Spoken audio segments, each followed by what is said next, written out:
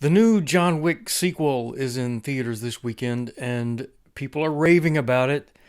And it's leaving me wondering why people think that John Wick was a good movie.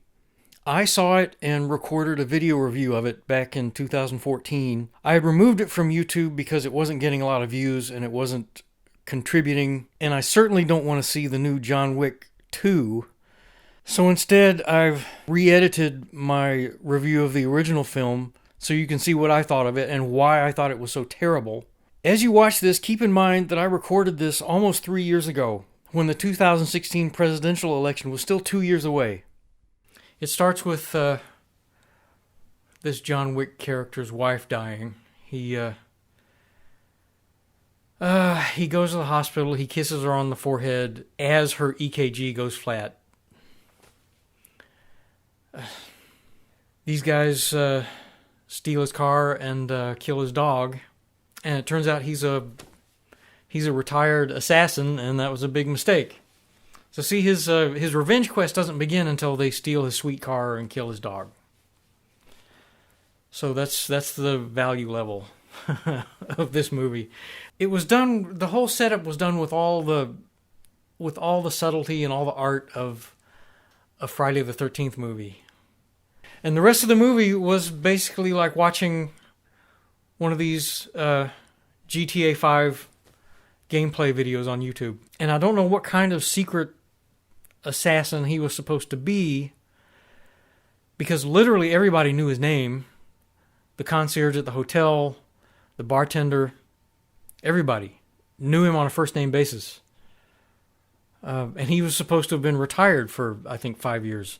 He would walk down the street in broad daylight in a suit and tie, driving very noticeable classic hot rods.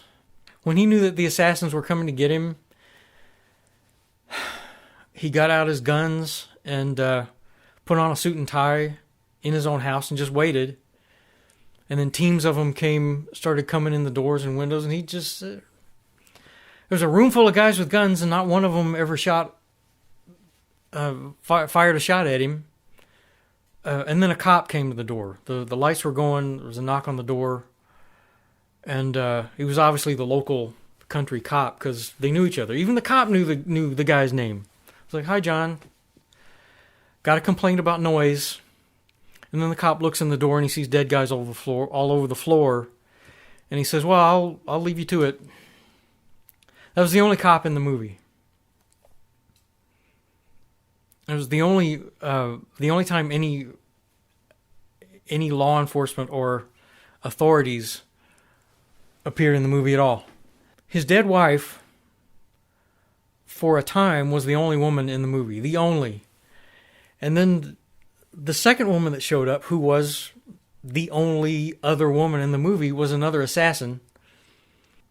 And she was very quickly labeled as being untrustworthy among assassins. Even the other assassins found her untrustworthy. She was the one who was so unscrupulous that she didn't follow the code, the assassin's code or whatever. She didn't follow the rules. Later on in the movie, there was even a special scene just for her to show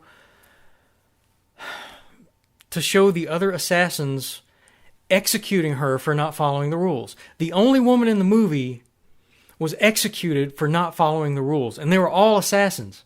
Out of all the assassins, she was the one that was singled out for punishment by the assassin management, I guess you would call it. They didn't say anything about this, but it became obvious he would not kill women. He would not shoot women. He would be running through the nightclub with all these other men shooting at him and out to get him, and he would not open fire on the crowd because there were women dancing all over the place. He wouldn't shoot as long as there were women in the way. There was a scene where he busted open the doors to a vault, and there were two women counting money in there, and he told them, "Get out." And they squealed and trotted past him, and he turned his back on them. This guy was supposed to be a professional, stone-cold assassin who was always looking out for people to kill him, and he never paid any notice at all to women other than to not shoot them.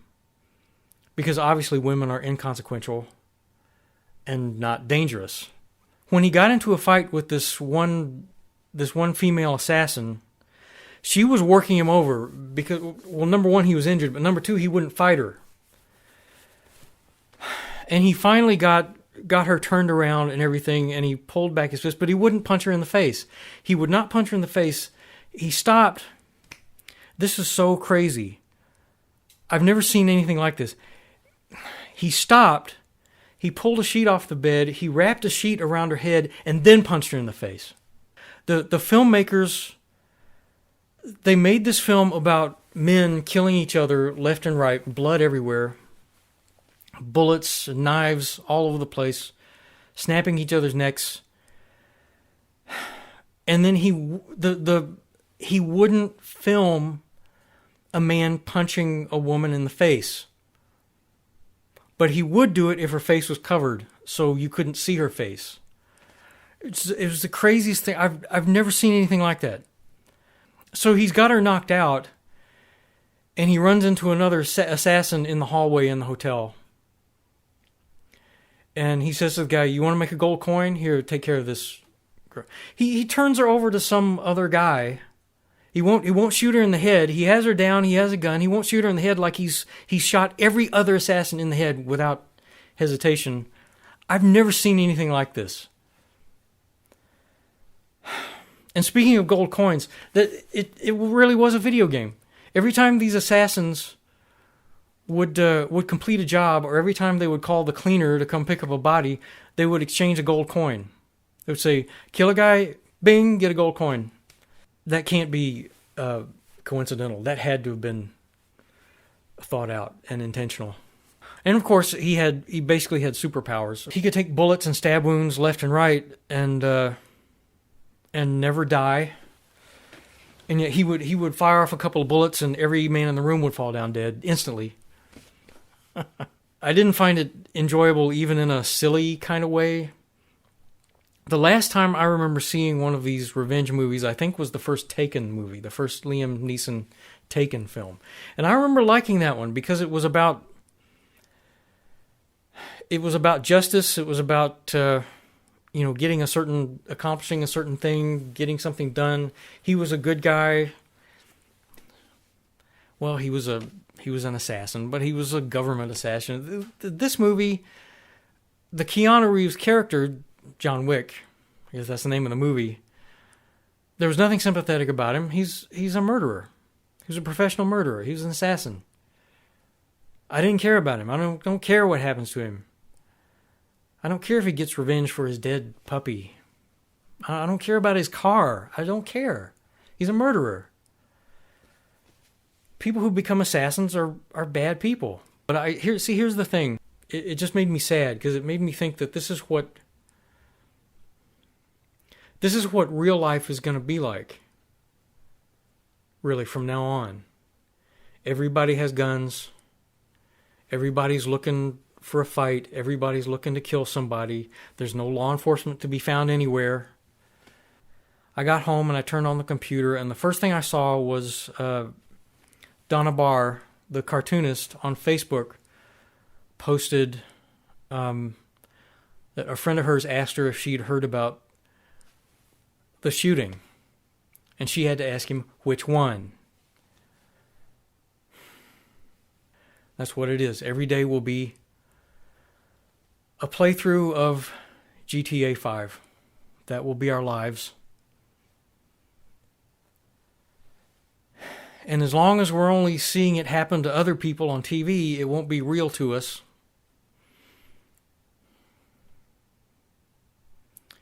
So I'm going to turn off the camera now.